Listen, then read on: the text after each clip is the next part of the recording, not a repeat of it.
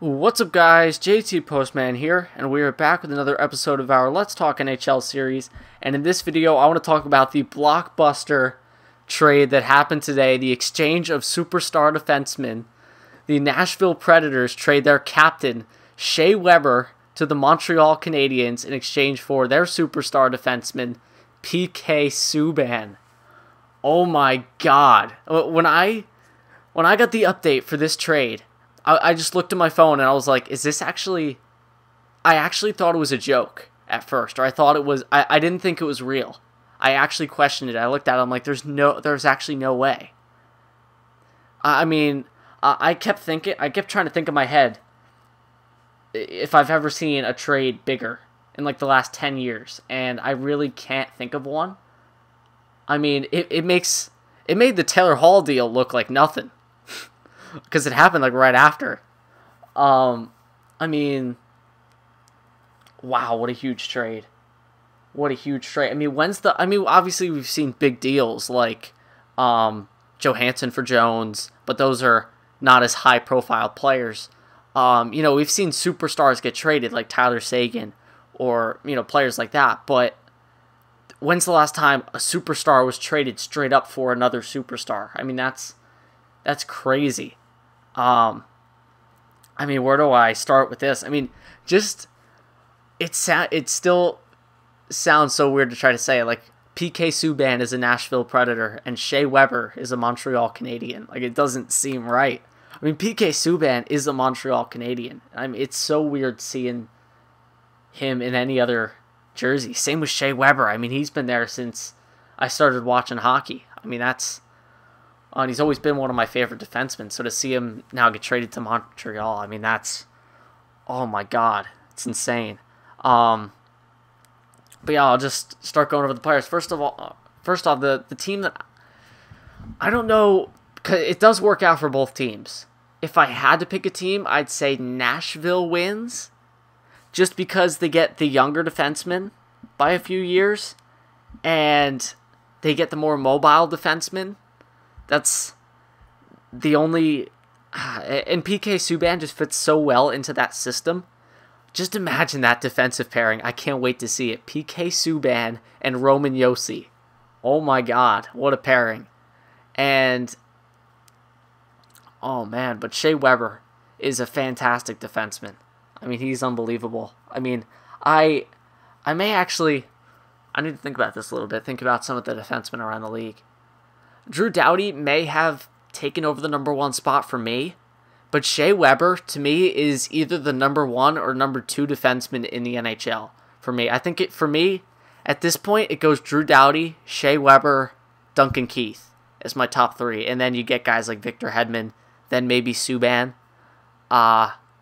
Shea Weber's always been at the top for me. A year or two ago, I said Shea Weber was the best defenseman in the league. So Montreal is not getting nothing here. Just because he's just a shutdown defenseman. He's a leader. He just won the Marc Messier Leadership Award.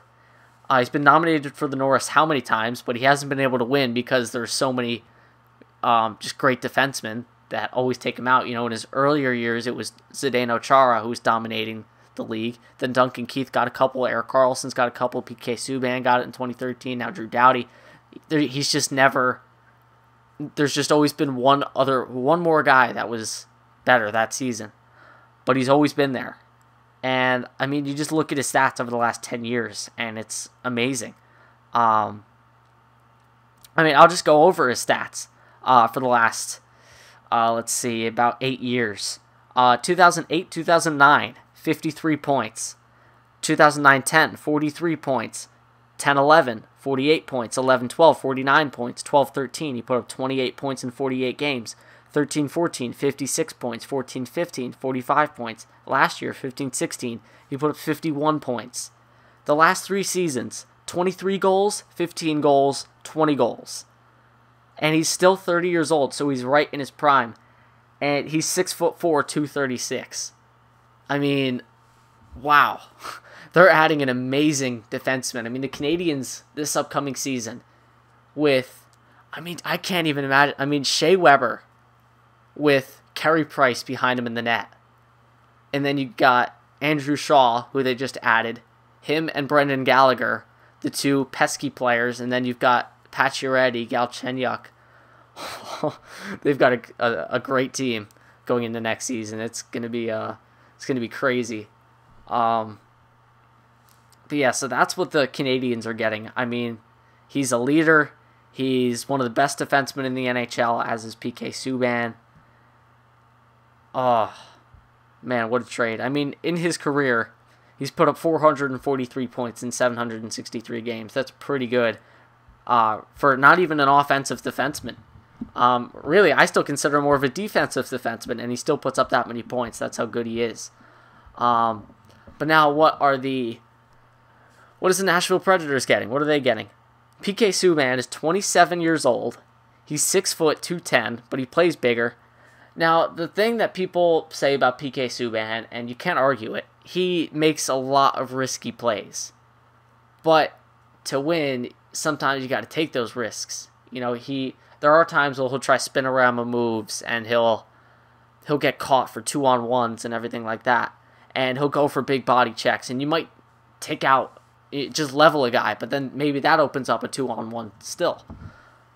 But he puts up points like they're nothing. I mean, I'll just say the last 4 seasons. 12-13, the year he won the Norris, he put up 38 points in 42 games, almost point per game in that half shortened season. 2013-14, 53 points in 82 games. 14-15, 60 points in 82 games. And then last season, 51 points in 68 games on a team that didn't make the playoffs. He's an outstanding offensive defenseman. I think he'll fit into the Nashville defensive core better. Nashville definitely has a better defensive core than the Canadiens. They have one of the best in the NHL, if not the best. So I think he'll have even more room to take those risks. Roman Josi is a very responsible, two-way defenseman that he'll be paired with.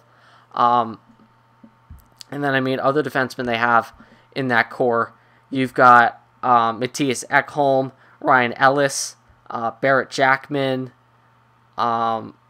Victor Bartley. I don't remember if he's starting. But I mean, they have a great defensive core. But one thing I'd like to point out about the Nashville Predators, and this amazes me, in the last 4 years, the Predators have lost Ryan Suter to free agency, traded Shea Weber, and traded Seth Jones. And they're still considered a cup contending team and still have arguably the best defensive core in the NHL. How do you do that?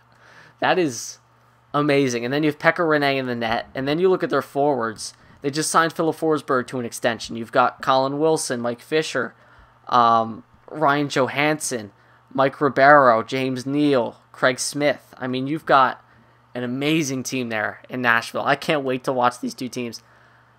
I can't wait to watch their home openers and see how the crowd responds to them in their new teams. It's going to be crazy. But also what Nashville's getting, because they are kind of opposite personalities. Shea Weber, he's a leader, but he's more of a quiet leader. Not a big personality guy. He's just a quiet, strong leader. Kind of like a Jonathan Taves, but on defense. But PK Subban, he's the complete opposite. Just an outgoing, complete 100% just outgoing person. Donated $10 million to children's hospitals in Montreal. I'm pretty sure he even has a hospital named after him.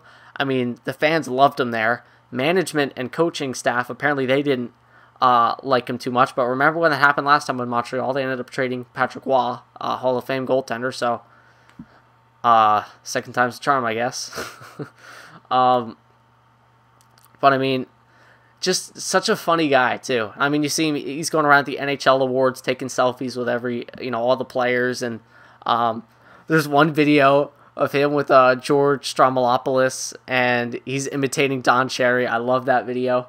And I even heard his phone call after the trade to Nashville. He was talking about stuff, and they asked him a question like, do you think the Predators now have the best looking defensive core in the NHL? Meaning, like, does he think they have the best defensive core, like the best set of defensemen? But he was like, yeah, I think, get rid of Shea Weber, you put me in.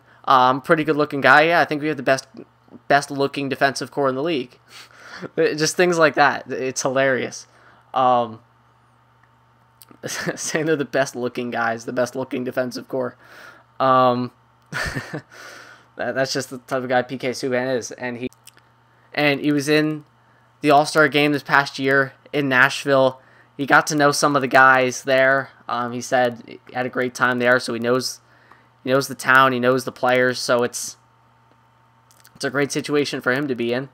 I'm sure leaving the fans has got to be so tough. I mean, he was drafted now, what, 7 years ago, or something like that, and they really embraced him and donated all that money, as I said, put in all that time there, and for management just to say, no, we don't really like the...